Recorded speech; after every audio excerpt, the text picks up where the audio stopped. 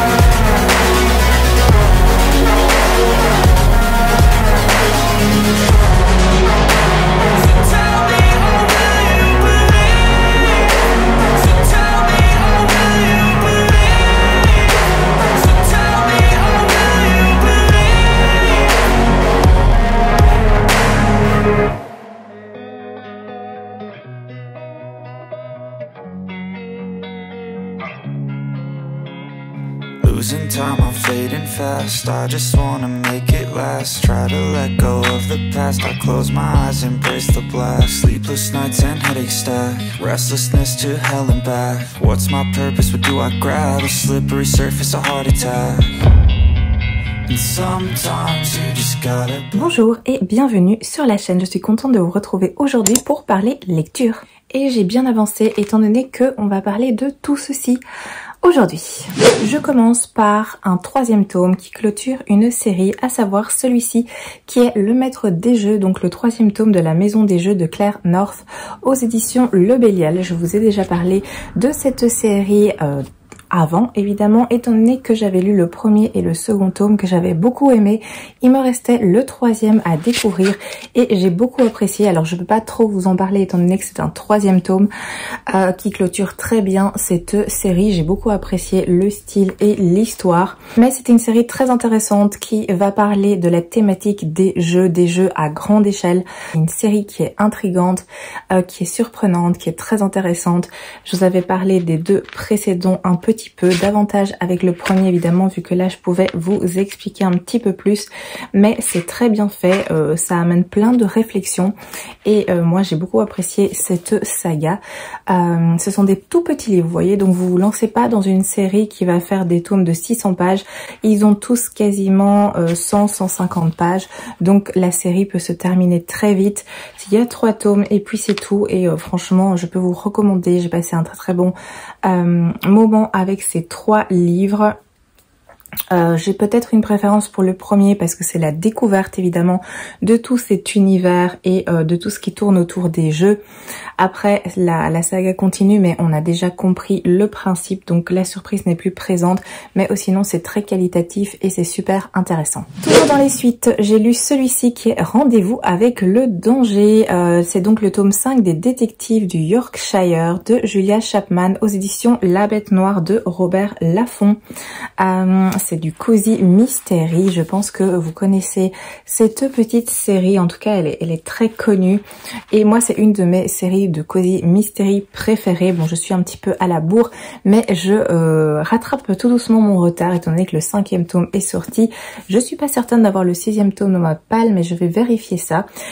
Il était dans ma palle du printemps et en plus cela se déroule au printemps. Je ne le savais pas, mais le hasard fait bien les choses. Et donc dans cette histoire, eh bien, on va se retrouver avec les personnages principaux. Un petit duo qui sont Samson et Delilah, qui vont être engagés par Harry, qui est le commissaire priseur de Bruncliff, donc le village où tout le monde séjourne, tout le monde habite, et ils vont être engagés en fait suite à un accident mortel qui s'est déroulé. Donc Samson et Delilah vont un petit peu chercher et ils vont vite se rendre compte que ce n'est pas un accident, mais que c'était bien un meurtre. Donc la donne change. Et en parallèle de cette histoire, il y a également des vols de moutons qui ont lieu à Bruncliff. Tout le monde est un petit peu tendu à cause de ça et du coup Samson et Delilah vont aussi se pencher sur cette affaire de vol de moutons.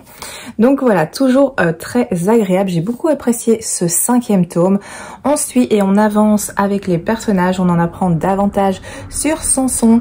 Il y a la relation entre les deux personnages qui évolue bien. Donc j'ai beaucoup apprécié cet aspect-là aussi. J'apprécie vraiment l'ambiance de ces tomes. Il y a de l'humour et c'est super agréable. On se retrouve un peu à la campagne comme ça, dans un petit village où tout le monde se connaît depuis toujours. Donc j'apprécie énormément ces ambiances-là. Donc c'était un très chouette moment de lecture. Je vous recommande cette petite série de Cozy Mystery si vous la connaissez pas encore. J'avoue que dans ce tome-ci, en plus, l'intrigue est vraiment très bien menée. Elle est bien travaillée, elle est assez poussée, je trouve. Il y a beaucoup d'action. Donc c'est pas simplement contemplatif, il y a énormément de choses qui avancent et d'action. Donc voilà, c'était vraiment très agréable de retrouver les personnages et cet univers. Je passe à celui-ci qui est Vainqueuse de Jean-Laurent Del Socorro aux éditions L'École des Loisirs. Je vous en avais parlé la semaine passée, me semble-t-il, en vous disant que j'allais peut-être le lire. Pour vous le présenter aujourd'hui, étant donné que c'est un petit livre qui est extrêmement fin, c'est un de mes derniers emprunts à la bibliothèque et donc je l'ai découvert et je l'ai lu. Je trouve que la couverture est vraiment très jolie.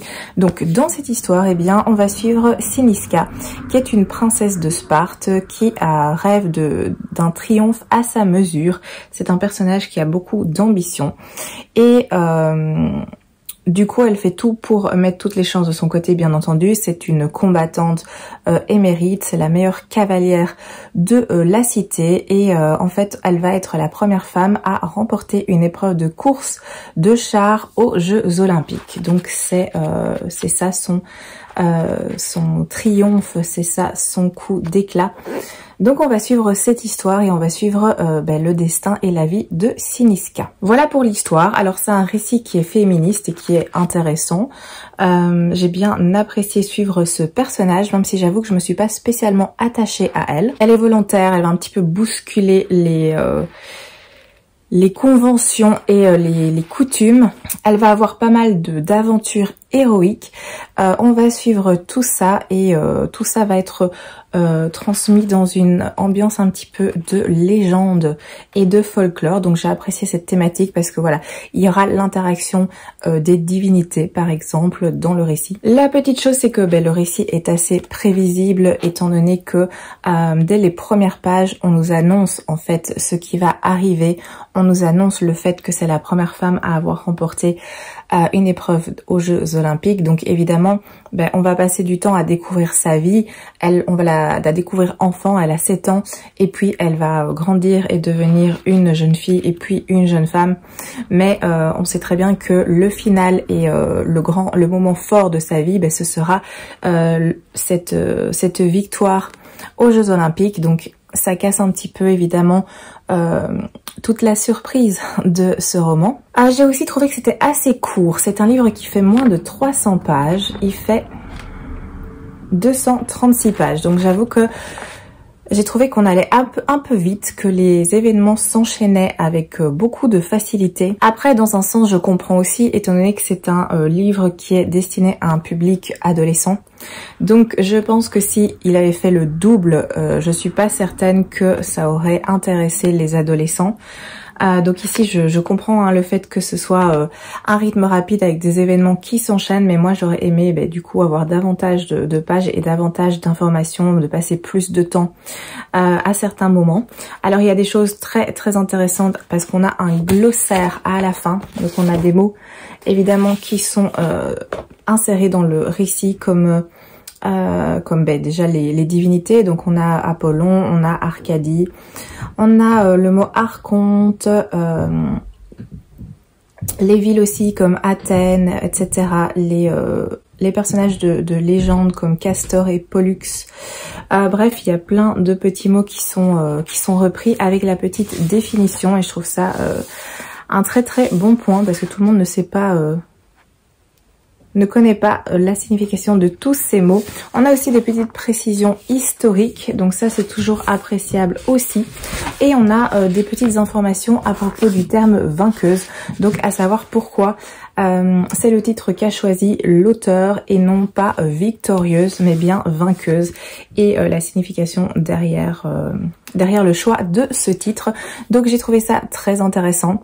Après, moi ce livre ne m'a pas spécialement emballé. J'ai apprécié cette immersion dans l'Antiquité, j'ai apprécié les thématiques qui y sont abordées. Je trouve que c'est un livre qui est très intéressant, mais moi j'ai pas spécialement adhéré. J'avoue que je suis restée assez en retrait par rapport à ça, mais ça n'enlève pas le fait que le livre est vraiment très intéressant et que je le recommande sans problème, mais juste moi voilà, je n'ai pas autant accroché que je le pensais. J'ai également lu ceci qui est J.O. l'intégrale de Junji Ito aux éditions Delcourt Tonkam, et c'est la première fois que je lisais du Junji Ito. Donc c'était une découverte, c'est un livre que j'avais dans ma palle depuis un petit moment, la couverture m'intriguait, ça avait rapport avec évidemment la mer et tout ce qui était maritime. Je sais que ce qu'il fait c'est assez horrifique, mais comme moi ça ne me pose pas de problème généralement, j'aime bien les films d'horreur et ce genre de choses. Donc j'avais fort envie de tenter, et là voilà, j'ai eu envie de le découvrir et le sortir de ma palle. C'était pas spécialement prévu au printemps, mais j'avais envie, donc je me suis laissée porter. Et donc dans cette histoire c'est assez spécial parce qu'on va suivre un couple qui va venir passer quelques jours de congé à la mer à Okinawa, et en fait ils vont faire une étrange découverte parce que un jour eh bien des poissons avec des pattes vont sortir de l'océan et arriver sur terre. Donc ça va créer évidemment un petit mouvement de panique parce qu'on a tout type de créatures aquatiques. Donc il y a des poissons, mais il y a aussi des calamars, il y a tout ce qui concerne les requins, bref, toutes les créatures qui vivent sous l'eau vont sortir avec des pattes. Donc voilà, c'est assez spécial. Alors je vais vous montrer quelques planches pour que vous voyez le style. Je vais vous mettre évidemment les planches du début. Voilà. Je trouve que c'est quand même assez sombre. Bon, c'est du noir et blanc, mais je trouve que l'ambiance est extrêmement sombre. Voilà. Voilà pour les petites planches du début. On a des choses comme ça. Je vous en montre pas plus parce qu'après on va directement entrer dans l'histoire. Et j'ai apprécié cette lecture globalement, même si la fin je l'ai trouvée beaucoup trop courte. Ça se clôture très rapidement. Et on est quand même sur un livre qui fait... Après il y a des petites histoires bonus, hein, c'est vrai, donc ça se termine un petit peu avant parce qu'on a des petits extras comme ça à la fin qui n'ont rien à voir avec cette histoire-là. Mais il y a 364 pages, donc voilà, un manga quand même assez épais où on passe beaucoup de temps avec l'intrigue du départ, et ça se clôture extrêmement vite. En 2-3 pages, c'est clôturé. Donc voilà, ça c'est mon petit côté négatif. J'aurais aimé que la fin prenne autant son temps que toute cette histoire, tout simplement. Alors c'est un récit qui est extrêmement glauque, horrifique, surréaliste. c'est même très dégoûtant par moments. Il y a certaines scènes qui sont tout simplement répugnantes, il faut le savoir. Moi, ça m'a pas dérangé. Je pense que ça plaira pas à tout le monde non plus. Mais pour ma part, moi, j'ai apprécié le style et l'originalité de cet auteur. Ça me donne envie quand même de découvrir d'autres titres. J'en ai un dans ma palle. Je ne sais plus lequel c'est, mais du coup, ça me donne envie de lire les autres mangas que cet auteur a fait. Mais voilà, c'est très spécial, c'est surréaliste, c'est un peu barré, c'est très spécial. Voilà, il faut adhérer. Mais en tout cas, moi, je suis contente d'avoir fait cette découverte et d'avoir fait cette lecture. Voilà. Alors, j'ai également lu celui-ci, un petit manga qui est le premier tome du Château solitaire dans le miroir. C'est aux éditions Nobi. Ça faisait un petit moment qu'il attendait dans ma palle, mais ça allait encore et j'ai envie de le découvrir. Alors, au niveau des petites planches, on a ce genre de dessin pour que vous puissiez vous faire une petite idée. Voilà. Et donc, dans ce récit, on va suivre une jeune fille qui s'appelle Kokoro Anzai, qui vient d'entrer au collège, mais elle ne s'y sent absolument pas à sa place. Et du coup, eh bien, elle refuse d'y retourner et elle vit enfermée chez elle. Elle ne sort pas de chez elle et elle est tout à fait dans l'incapacité de retourner en classe. Et un jour, elle va tout simplement passer à travers un miroir et se retrouver projetée dans un château. Un château où elle va être accueillie par un personnage féminin avec un masque de loup, on le voit ici.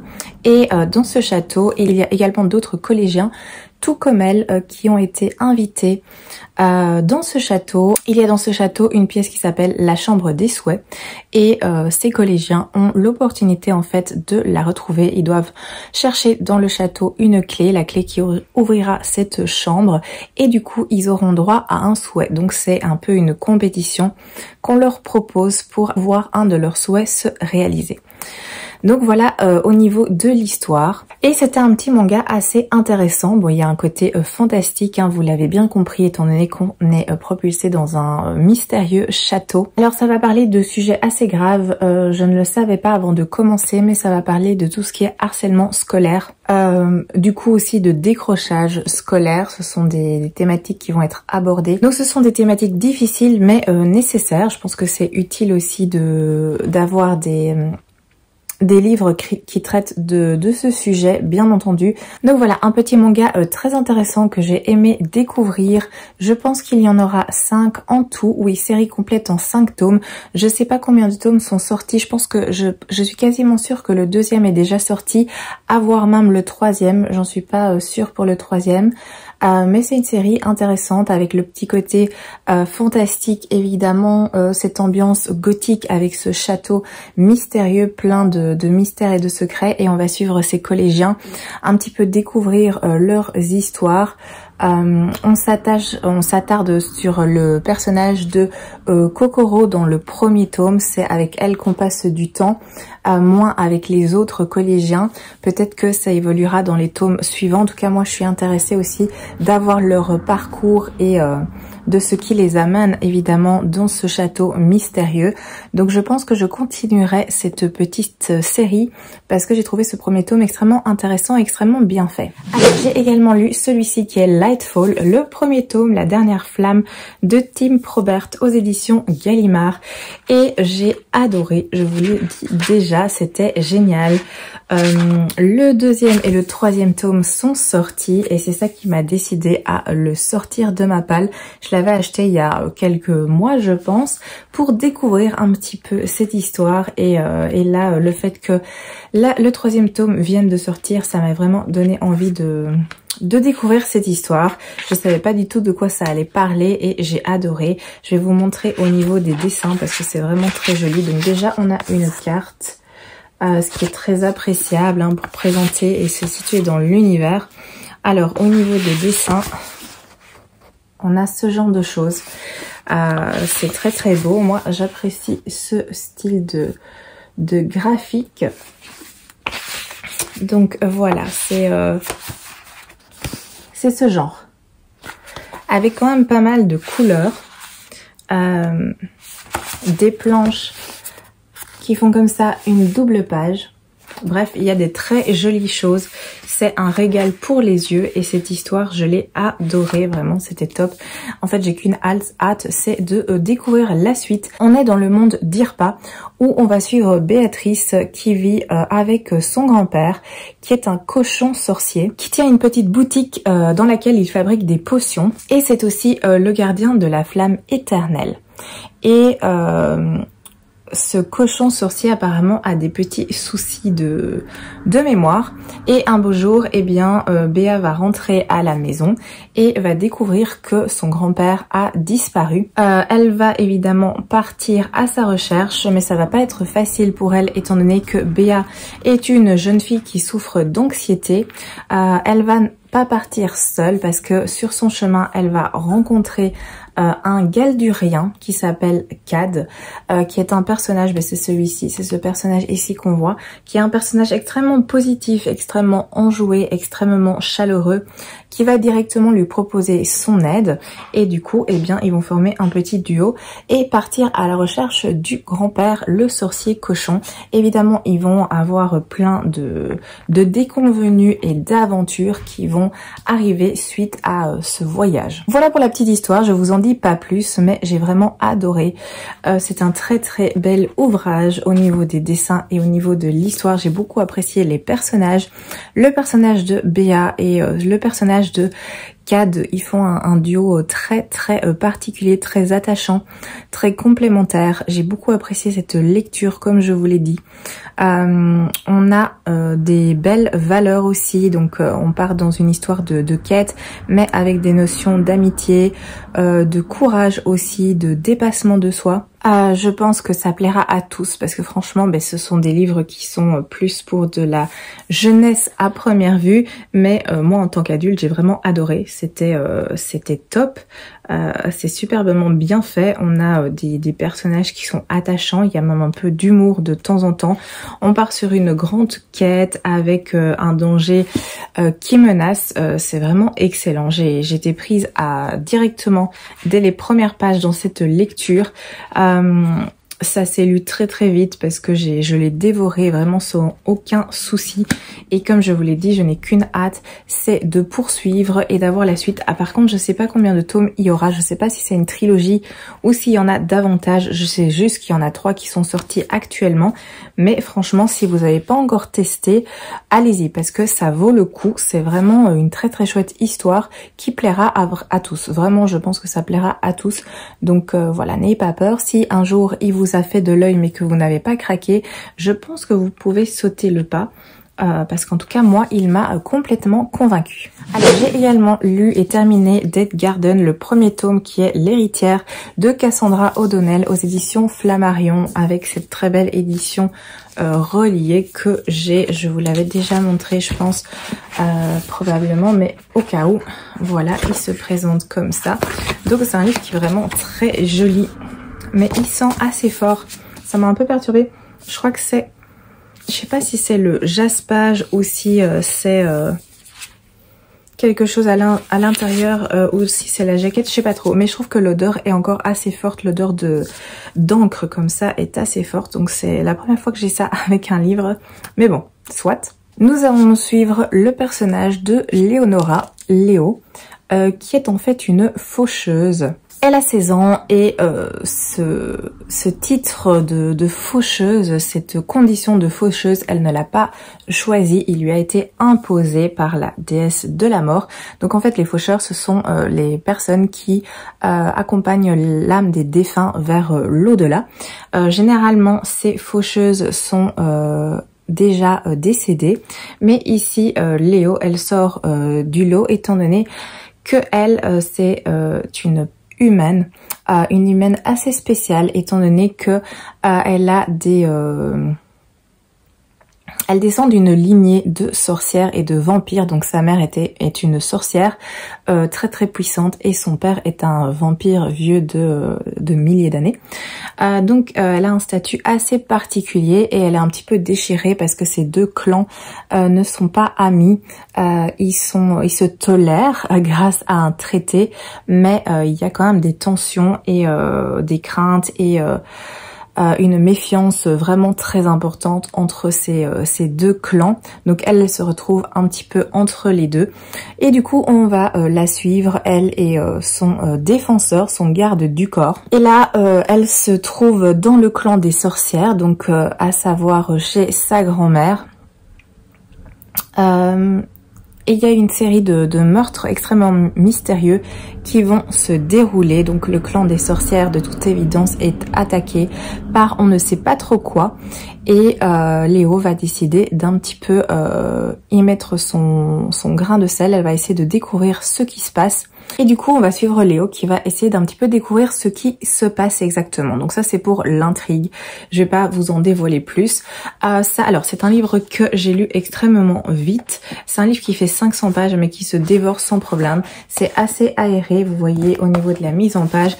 Et franchement, la plume, elle est extrêmement fluide. Ça se lit vraiment tout seul. Donc moi, j'ai fait cette lecture et j'avais entendu dire... Oups, je vous ai bousculé. Mais j'avais entendu dire que cette histoire avait un rapport avec la série Rebecca Keane. Je sais pas si ça se passe avant ou après, je me suis pas plus informée que ça, étant donné que moi je n'ai pas lu la saga Rebecca Keane, mais apparemment c'est lié. Donc les gens qui connaissent cette saga apparemment sont un petit peu déçus ou un petit peu perturbée par rapport à ça. Moi, je compte pas lire la saga Rebecca Keane, donc voilà, ça me pose pas de problème de lire cette saga et d'être plongée dans cet univers que je ne connais pas du tout. Mais voilà, pour ceux qui connaissent la saga Rebecca Keane, sachez que il y a un lien. Lequel exactement, j'aurais du mal à vous le dire, mais de toute évidence, c'est lié et du coup, ça peut peut-être être décevant pour certaines personnes. Mais moi, ça n'a pas été le cas, vu que je ne connais pas cette série. Donc voilà, petite parenthèse. Au niveau de cette histoire, j'ai bien apprécié globalement.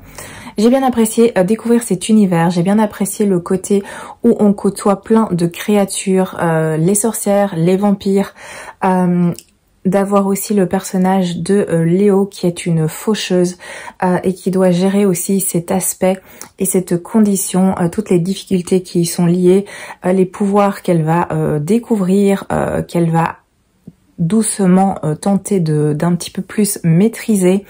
Après, j'ai pas été spécialement fan de ce personnage parce que je trouve que bon, c'est une jeune fille de 16 ans, mais je trouve qu'elle est assez immature par certains aspects, qu'elle est oui, c'est le terme, un petit peu immature et un petit peu agaçante par moment. Alors il y a beaucoup de choses qui pèsent sur ses épaules, je l'entends bien, il y a une pression qui est là. Elle doit faire face à plein d'événements et elle est un petit peu la protectrice et la gardienne de plein de choses. Mais voilà, elle m'a quand même agacée par certains moments, clairement. J'ai apprécié l'intrigue, donc à savoir le côté enquête pour découvrir ce qui se passe exactement, qui attaque le clan des sorcières, quel est le but, quel est l'objectif, qui est le coupable. Donc j'ai apprécié cet aspect-là. Après, je trouve qu'il y a des choses qui sont pas assez expliquées, où les événements s'enchaînent de manière rapide. On est vraiment plongé dans cet univers. Donc moi au début j'étais un petit peu, pas perdue, mais j'ai eu un petit peu du mal à trouver mes marques parce qu'il y a plein de choses qu'on nous annonçait qui n'étaient pas spécialement expliquées. Par la suite, au fur et à mesure de la lecture, on a des petits éléments d'information et on se fait ok, je comprends du coup le pourquoi du comment. Mais au début on est vraiment plongé comme si en fait c'était la suite de quelque chose et qu'il aurait fallu d'abord lire la suite pour comprendre, alors que normalement pas, vu que ici on est clairement dans un premier tome. Donc l'histoire de Léo commence, mais on a des informations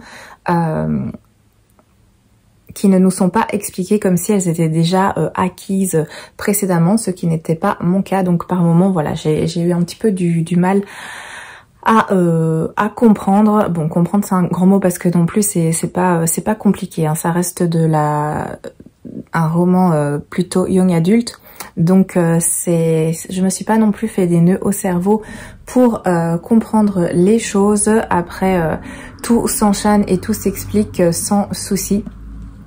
Mais c'est vrai qu'il y a ce petit élément où tout va assez vite, où tout s'enchaîne comme si on connaissait déjà, alors qu'en fait, ben non, on ne connaît pas quand on découvre ce titre-ci, ce premier tome, on ne connaît pas encore tout. Donc il y a juste ce petit élément-là, ou sinon, voilà, c'était une lecture agréable, ça révolutionne rien, hein, c'est pas non plus, ça casse pas trois pattes à un canard, mais j'ai passé un agréable moment avec cette histoire. Le personnage de Léo, ça va, elle change un petit peu au fil des pages, même si elle garde ce petit côté assez immature et agaçant tout le long de la lecture, mais je trouve que ça s'atténue quand même un petit peu. Il y a pas mal d'anges qui arrivent au fil des pages. Donc voilà, j'ai quand même apprécié cet univers, j'ai apprécié le style, l'écriture de l'autrice je connaissais parce que de Cassandra O'Donnell j'ai lu la série, la saga La Légende des Quatre et aussi Les Jumeaux Croche-Mort que j'ai vraiment adoré et j'attends la suite d'ailleurs avec grande impatience. Donc voilà, celui-ci ne sera pas mon préféré. Mais c'est une série tout à fait agréable à lire, ça ne m'a pas dégoûté de cette histoire. Au contraire, j'ai envie d'en savoir un petit peu plus justement sur cet univers et sur tout ce qui concerne les faucheuses et tout ce qui tourne autour des sorcières, des vampires, etc.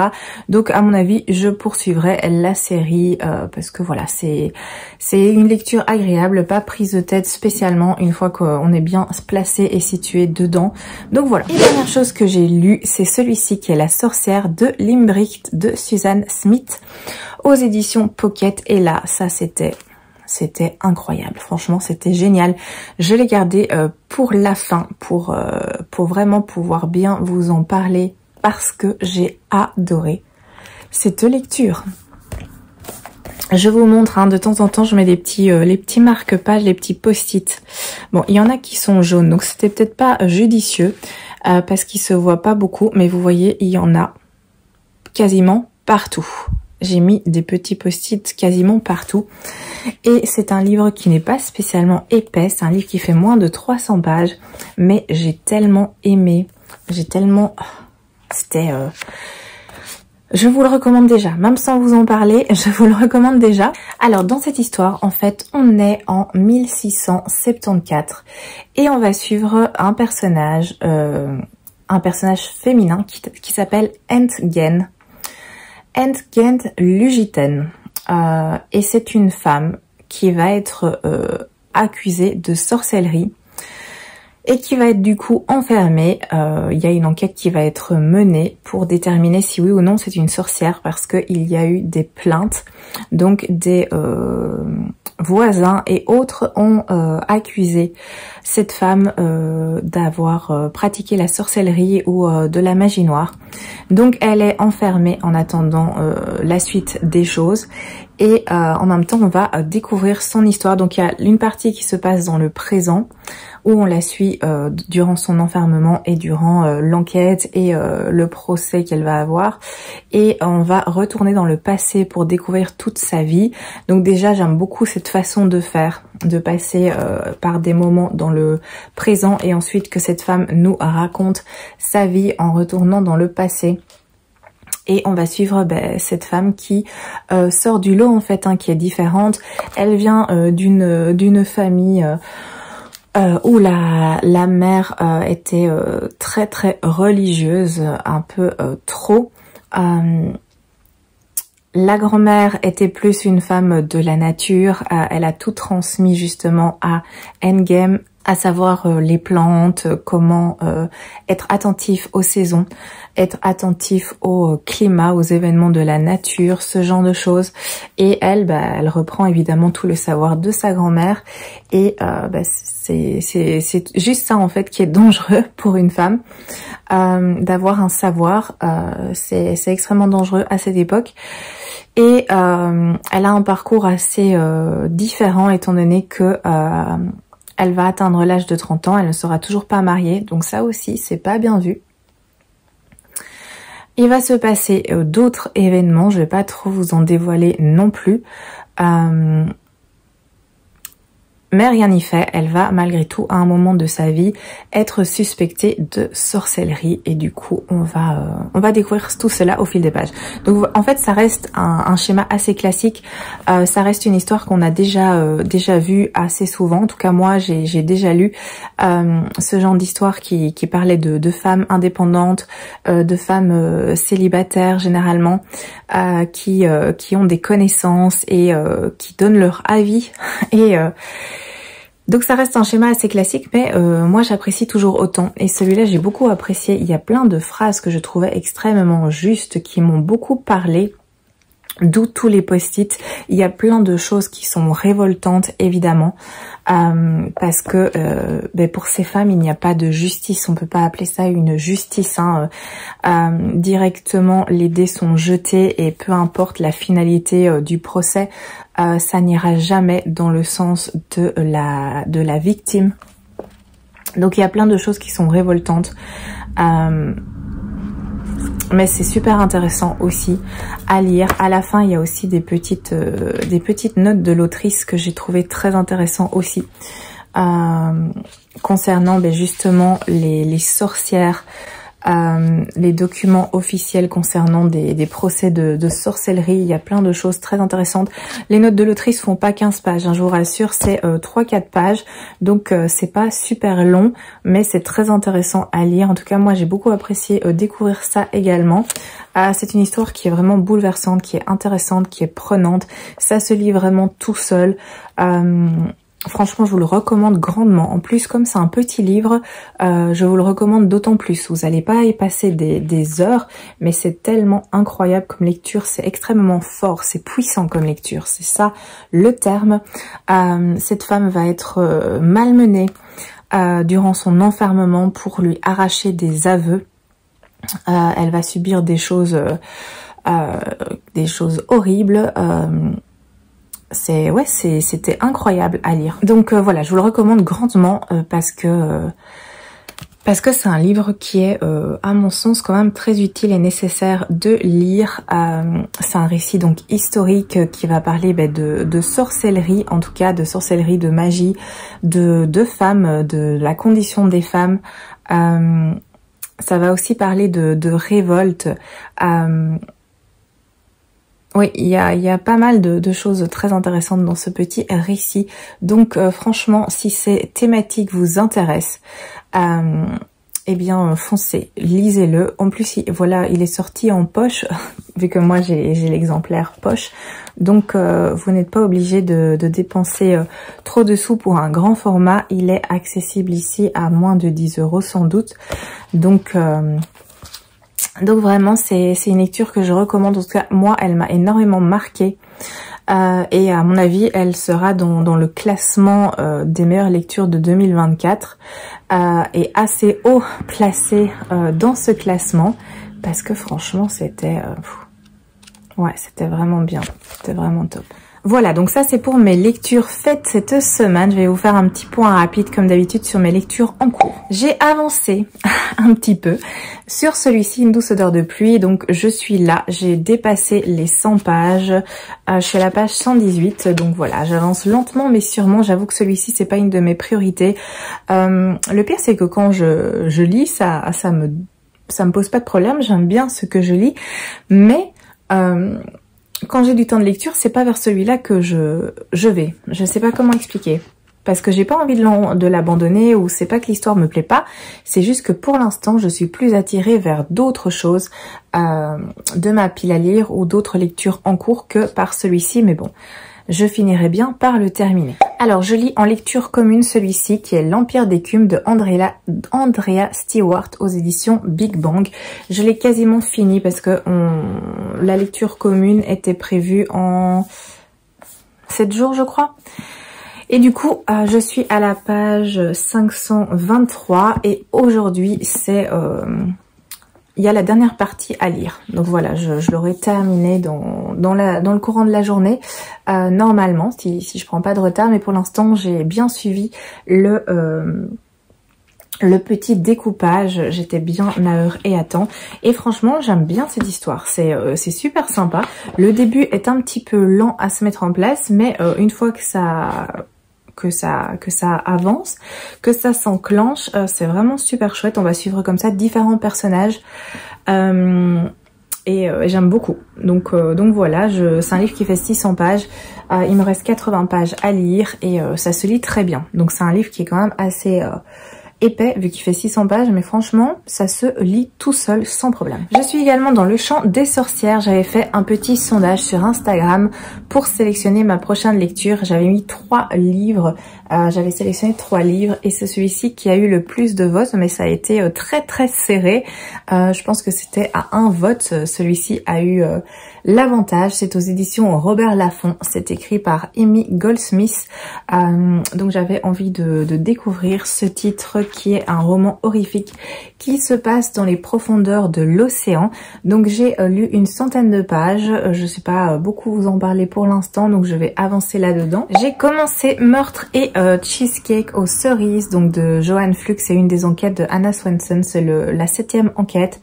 C'est aux éditions Le Cherche Midi. C'est aussi un de mes petits cosy mystery chouchou. Donc voilà, j'ai aussi un petit peu de retard parce que je crois que le 10e tome est sorti. Bon, ici je commence le 7, donc ça va encore niveau retard. Je sais que ça se lit super bien. Là j'ai lu un petit peu hier, vraiment. Je suis à la page 41. Ce sont les livres qui font 300 pages. Celui-là fait 300 pages. Et je sais que ça se lit vraiment tout seul, donc je suis pas inquiète. Celui-là, je l'aurai terminé pour la semaine prochaine pour pouvoir vous en parler. Ou sinon, j'ai entamé L'Or aux éditions de Saxus de Alexandra Bracken. Une belle brique, c'est un des livres qui a été sélectionné dans ma petite vidéo 24 livres pour 2024. Donc j'essaye aussi de d'élaguer cette liste. Pour l'instant, ça va. Je pense que je suis plus ou moins bien. Dans le sens, on est au mois de mai, il y a 24 livres, donc je dois avoir lu, je pense que je suis à 8 ou 9 livres de lus de cette palle. Donc ça va, je suis pas non plus en retard, mais j'essaye de les sortir quand même assez régulièrement, 1 ou 2 par mois, histoire de pas être à la bourre et de pas devoir, par exemple au mois de décembre, lire que les livres qui sont dans cette palle, les livres qui restent dans cette palle. Donc voilà, L'Or, ça fait un moment qu'il était dans ma palle, je l'avais acheté à sa sortie, ça a un aspect mythologique très présent et du coup c'est ça qui m'avait attirée. J'ai entendu un peu de tout au sujet de ce livre, il y a quand même eu pas mal d'avis négatifs. Mais j'ai quand même très envie de le découvrir et ça va parler de jeux, de mythologie et de jeux pour sauver sa vie. Donc a priori ce sont des thématiques qui m'emballent quand même assez. Donc voilà, je l'ai commencé, je suis à la page 59 au chapitre 4. Donc voilà, je vous en dirai plus évidemment quand j'aurai davantage lu. Ou sinon, je suis toujours dans Les Noces de la Renarde de Floriane Soulas aux éditions Scrinéo, emprunt de la bibliothèque. Et là, je suis à la moitié, donc j'ai bien avancé dans cette lecture. C'est une belle brique, comme vous pouvez le voir, mais j'ai atteint la moitié et j'aime bien ce que je lis. Donc je vais essayer celui-là de le terminer pour dimanche prochain. Comme ça, je pourrai vous faire un point et il sortira de mes lectures en cours parce que ça fait un petit moment qu'il y est, donc je vais essayer de faire ça. Et dernière chose, c'est celui-ci que je lis en audio. C'est donc Les Épreuves de la Reine Soleil aux éditions Michel Lafon de Nisha T. Tully. Donc là je suis au chapitre 7 qui équivaut à la page 78. Celui-là aussi me faisait très envie depuis sa sortie, donc voilà, je le découvre. Je suis au début comme vous pouvez vous en douter, donc je vous en parlerai quand j'aurai davantage avancé. Et voilà, ça c'est pour mes lectures en cours. Je ne suis pas retournée à la bibliothèque, je n'ai pas fait de petits achats, donc je vais vous laisser ici. Je vous remercie d'avoir regardé cette vidéo, j'espère évidemment qu'elle vous a plu. N'hésitez pas à me laisser des petits commentaires comme d'habitude pour qu'on puisse discuter de ce que vous avez pensé des lectures que je vous ai présentées. N'hésitez pas à me dire ce que vous êtes en train de lire comme d'habitude. N'hésitez pas à venir discuter un petit peu. Sinon, je vous souhaite un excellent dimanche, que tout se passe bien pour vous et je vous dis à très bientôt pour une prochaine vidéo.